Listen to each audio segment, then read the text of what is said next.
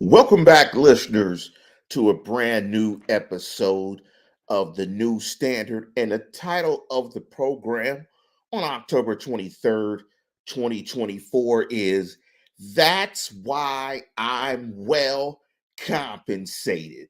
The Roonies versus the Maras. Family brawl and internal struggle coming up this Monday on Monday Night Football. Two families that are intertwined via marriage will be competing respectively on Monday, the Pittsburgh Steelers and the New York Giants. As always, if you want to participate in the program, hit us with a like and a subscribe.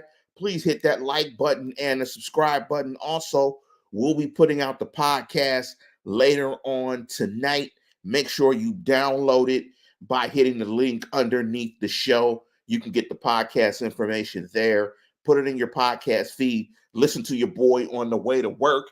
As always, on the show on Wednesday, we break down the upcoming game, but we also want to take a look at a couple of numbers from the last game on Sunday, the Steelers' dominant victory over the Jets. We'll take a look at Mike Tomlin's presser, some marquee matchups, and a few predictions. And I want to jump into Mike Tomlin's comments. That's why I'm well compensated. And we'll talk about that as well as a couple of other issues that are going on currently right now in the National Football League. But jumping back to the last one, typically I'll go back to the last game, pick out a couple of numbers, and kind of give you my thoughts on those numbers as they illustrate and give a description of how the Steelers played in the last game. And looking at the last game, I thought it was Steelers' most complete performance of the year. Ironically, I think they played better offensively, and you guys might disagree. I think they played better offensively in the Colts game. True or false? Did the Steelers perform better on offense in the Colts game or the Jets game? I'll argue they performed better, in my opinion, in the Colts game. Wonder what your thoughts are on that. Please hit us on the chat and give me your thoughts on that, true or false. Make sure you also check out the Lance Williams, the Steeler True or False channel on TikTok, where I put true or false statements out there and give you guys an opportunity to comment on those. Let me jump into these comments, and I want to thank Alex Kozora, very popular name in the Steeler verse, who chimed in and reported these numbers, because we always talk about football being about three phases: offense, defense, and special teams, but we rarely illustrate the importance or talk about special teams, and we never give, at least I never give, numbers about special teams and illustrate why special teams are so important. I mean, you know it. I mean, you kind of know, like, getting good sleep is good for your body. You don't necessarily know how or why. You just know when you get good sleep, you feel better. It's just like special teams. When you play good special teams, somehow it has an impact on you winning the game. It might not be an obvious one, but it has an impact. So let me jump into some of these numbers for special teams. Boswell was 3 of 3 on field goals. Waitman had 3 of 4 punts inside the 20 for a 45 net average. All 5 of the Jets' kick returns were stopped inside their 30. There was a blocked field goal and a blocked extra point wiped out by a flag. Awesome performance by special teams. And I usually never pay attention to special teams, but when your special teams unit is doing all of this in a game, it's outstanding. And the blocked field goal was huge. And it's unfortunate that the league wiped out Minka with a bad call. The league said it was a good block. That's an outstanding special teams performance. Alex is absolutely right. You won't see a special teams unit play this well on special teams. In fact, that's why, according to PFF, the Steelers are a top 5 special teams unit in the league. And when you play on the margins like the Steelers do typically, and I'm saying typically because in the last couple of weeks, The Steelers have not played on the margins. And when I say playing on the margins, I mean close games, one-score games. They need a play. They need something to bounce right for them to win in this game. No, the last several weeks, and big up to Laura Top Life, they have been blowing people absolutely out. But what we're seeing right now is there's a synergy around this team. 37 points on offense last week, 30 points plus the last 2 weeks. Outstanding special teams performance. Defense giving up only 14 points per game. Dare I say, they are a plus 8.6 in point differential or point margin. That is elite. That is fourth in the National Football League. And if you look at some of the teams that are higher, like Detroit, like Baltimore, these are teams that are going to be in the mix to compete for a championship. And like Laura said, smash the like button, please. Please smash that like button, hit that like and subscribe, and please join the experience. You're checking out the new standard. That's why I'm well compensated. And let's talk about that statement. That's a statement from Mike Tomlin in response to a question that I forget the ball player's name, Brandon Jennings from East Liberty, former wide receiver for the New York Jets, made the comment to him in the press conference, asking him about why he made the decision to go with Russell Wilson. And he explained it by saying, or he was asking if it was gutsy. And Mike Tomlin basically said, that's why I'm well compensated. And it came out later in the week through Jay Glazer that Mike Tomlin went Lone Ranger. He went Lone Ranger in a decision to start Russell Wilson, largely because he wanted to see what he would get with Russell Wilson before he makes the final decision on who was going to be the starter for the rest of the year. While that made sense to him, it made no sense to me. And it also made no sense to anybody else in the building because they didn't agree as well. And I want to speak to Mr. Tummy's point.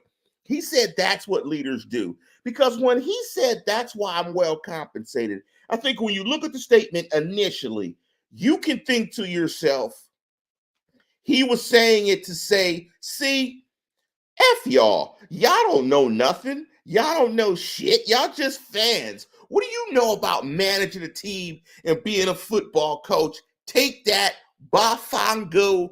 I'm the man. I'm smarter than you. Initially, I thought that's what he was saying when he made that comment. That's why I'm well compensated. But in looking at it again and listening to him say it as he said it in the press conference, what I think was this. He said, look, I'm well compensated because I have to make hard decisions. First of all, I'm not going to beat my chest for fans and media members because I don't give a rat's ass what you guys think anyway. Y'all don't know ball. So I know this team. I'm here with them every day. Y'all don't know shit. So I don't really care about your opinion anyway. So he definitely wasn't giving us the middle finger saying, F you, I know everything, because he doesn't care about our opinion in the first place anyway. I think he simply was saying, I'm well compensated to make very difficult decisions like this. I'm in a position and I'm well compensated because I don't have to make decisions that everybody agree with. I am the leader of this football team. This is why I'm paid and well compensated.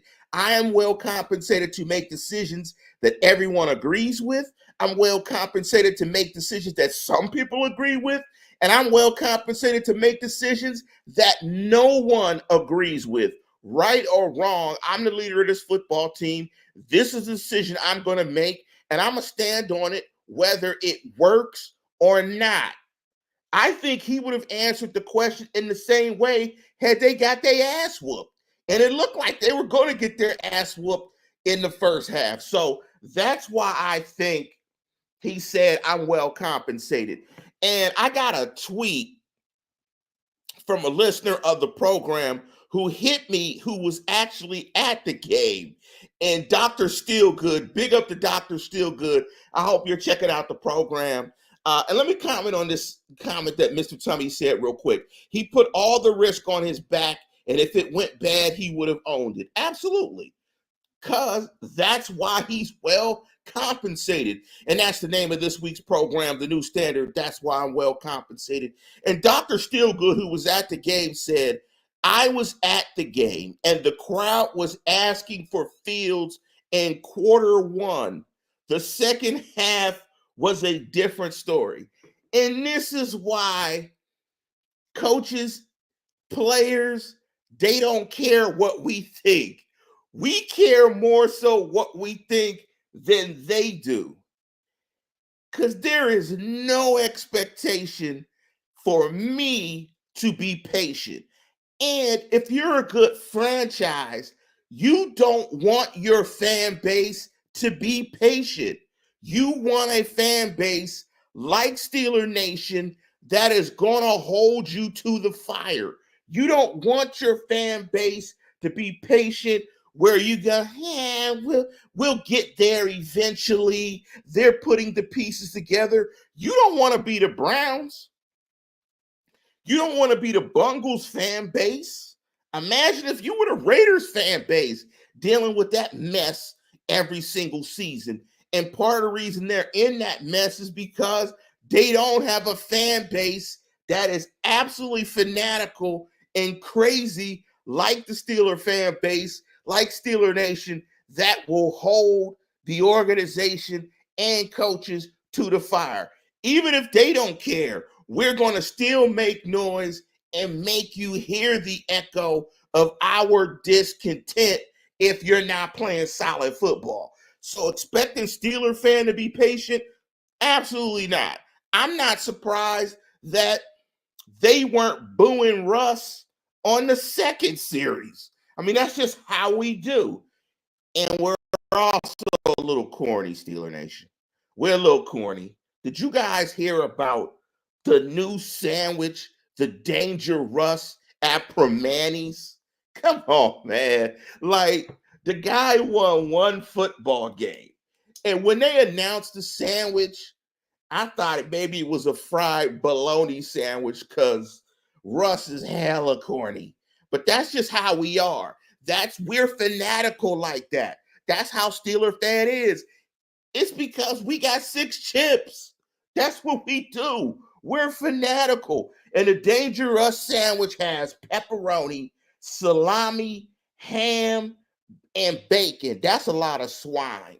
They need to have a vegan style version of the sandwich. Can we get one with just vegetables? Man, I'm from Pittsburgh. I'm from the North Side. I'm from Manchester. My sandwich of preference has always been Pepe's. I thought it was bad. Too many carbs. Too many carbs for me on a damn Primanti sandwich. I'm a Pittsburgher guy. If you're a Pittsburgh guy, you know about Pepe's. Go to Pepe's on the North Side. Get you a sandwich. Last thing I want to do in this top before we jump into Tomlin's press conference and his thoughts about the Giants, I am going to wish, and I know this is not Steeler news and Steeler stuff, but I'm going to wish Tua Tagovailoa, I'm going to pray for him and his family. I hope that when he plays, he does not suffer another injury, another concussion like he did. He is clearly addicted to football. And I don't get it because I've never been an NFL player. He's addicted to football. He loves it. He's his passion. It's his passion. The doctors have said he's healthy. Let the guy play. Hopefully he does well and he plays. And I have no issue with Godwin going back into the game against the Ravens and him getting hurt. I mean, it's football. I mean, that's what happens. But shifting reels to the Tomlin press conference, here are a couple of things that he said about the matchup with the Giants. And the funny thing about it is when Tomlin talks about guys playing football. He gives these backhanded compliments in a way. I want to ask you guys listening to this show, if you're a quarterback and the opposing coach, when talking about what he fears most about your game, says his legs before his arm, it's a shot. Let me take this comment from Mike Wolf. Shady J from the Game Chaser says Pepe's has the best Philly cheesesteak sandwiches. Absolutely. Pepe's on the north side, man. Western Avenue. Best Philly cheese in the game. Pepe's, I'm a north side guy. 15233 Manchester. We eat Pepe's. We don't eat Permanis. Permanis just got too much stuff on it. It's like it's a cultural thing for something, man. We like our sandwiches simple. Just like for the fact when I saw this video about black folks don't like crumble cookies because they're not cooked. It is too much shit on the cookies. It's just like Permanis. It's too much shit on the sandwich. Coleslaw and all that. I don't need all that on the sandwich. Put my fries on the side. Although I used to get the fish sandwich at Permanis.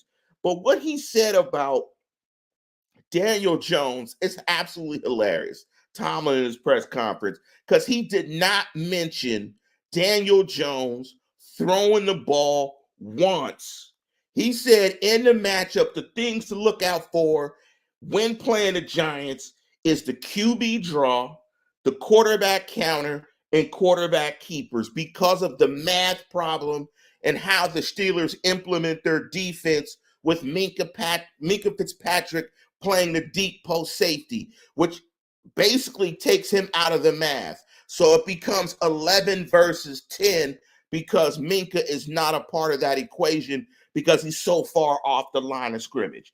Another thing he talked about, and he said the Steelers will not play zero coverage in the game. And I'm laughing at Laura Top Life. She said, what the F? I love crumble cookies and I'm a black woman. Let me just pause real quick. I was surprised too, but I saw this video and it was at least 15 minutes long and it was hilarious. Brothers and sisters was killing crumble, but I'll hit a crumble chocolate chip cookie in a minute. Big up to you, Lord Top Life. And Mike Wolf again said, I'm out southwest now. Lance made the move for Western New York, 5 hours from LA now. Yeah, man.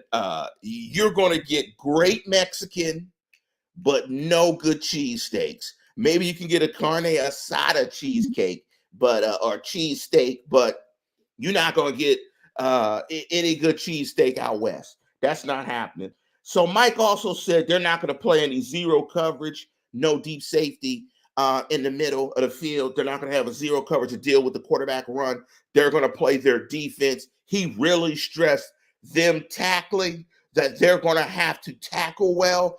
And that was something that they struggled with in the game against the Jets. They did not tackle well early, and I was really surprised because the Steelers have shown to be a very good tackling team. In terms of matchups in this game, the two players that stood out to him and Mike Tomlin was on their defense, Dexter Lawrence and Brian Burns. Dexter Lawrence, PFF's number 3 rated defensive interior lineman behind Cam Hayward, who's number 2. And he's number 1 in the National Football Leagues in sacks with 10. And the way Mike Tomlin described him was absolutely funny. He said, we need 4 hands to block Dexter Lawrence, meaning you need more than one person. You need 2 people to block Dexter Lawrence. And the way that Broderick Jones is playing tackle, Brian Banks, the big free agent signing for the Giants, is going to be a factor in the game. 4 sacks this year. He's the PFF ranked number 8 edge.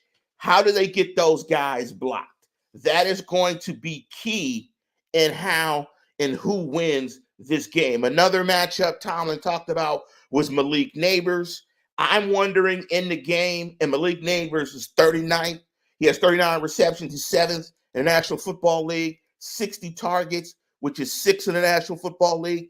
And mind you, this is only from 5 games. He has 39 receptions in 5 games and is 7th in the National Football League. So I'm wondering if they will let Joey Porter travel. If they don't, I'm wondering when. I wonder how they're going to match it up. I would imagine that he, our slot corner Beanie, is going to get a lot of work in this game as they move Malik Neighbors all over the formation, and they will try to target him on the weak link, so to speak, in the secondary. But you could expect Malik Neighbors in this game to get 10 plus targets if the Giants have the ball that much.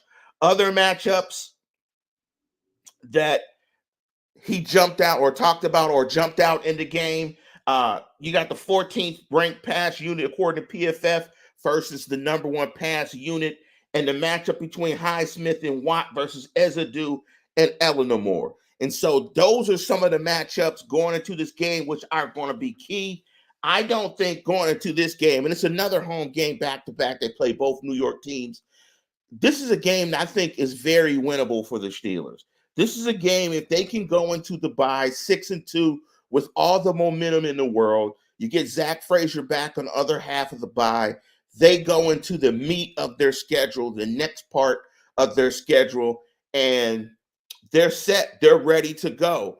I mean, where the Steelers are right now with that 8.5 point uh, margin of victory or that point differential, I mean, that's elite territory.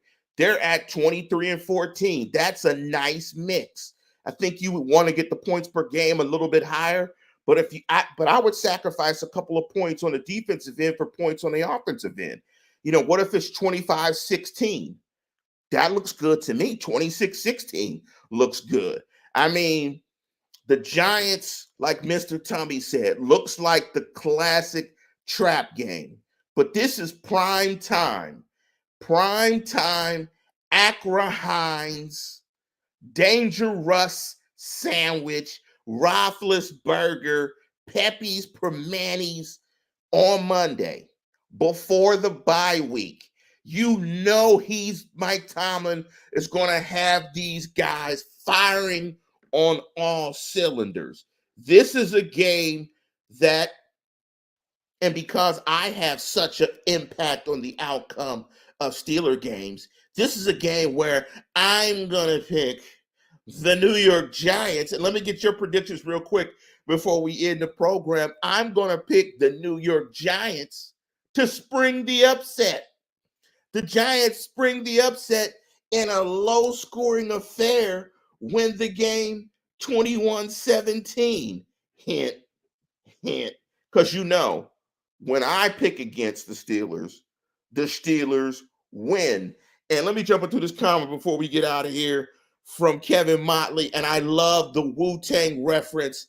If Queen can get some splash plays with Bishop, we might have a live mystery of chess boxing. Absolutely. Absolutely. We may have a mystery of chess boxing, but I am the most important member of Steeler Nation because when I pick against them, they win. So I just figured I'd say I just am going to lean into it. That it's because of me. I mean, damn. I'm just going to lean into it. I'm the most important element in Steeler Nation. What I say goes, and it's going to go that way. So I'm going to pick the Steelers to get beat by the Giants 21-17. Hint, hint, 21-17. But with that, we are going to conclude the show. And if you listen to the show, if you hear the show, man, please give me your thoughts on the Dangerous Sandwich. I'm telling you, in my opinion, it should be fried bologna just because he kind of corny. It should be fried bologna. I just want to see if one of y'all out there that listen to the program eats the sandwich. I want to know if the sandwich tastes good. That's a lot of pork. It's a lot of swine. That's a lot of swine. I want no swine on my fork. Yeah, I don't want no swine on my fork. But unfortunately, Lord Top Life, we are going to conclude the program. It's a nice, swift, quick program, well organized. Holla at your boy. I'm sorry. I gotta give you something quick and potent for your ear. Yes, yes. So with that, we are going to conclude the program. As always, tune in, tell a friend, and subscribe. Holla at your boy. Let's go Steelers.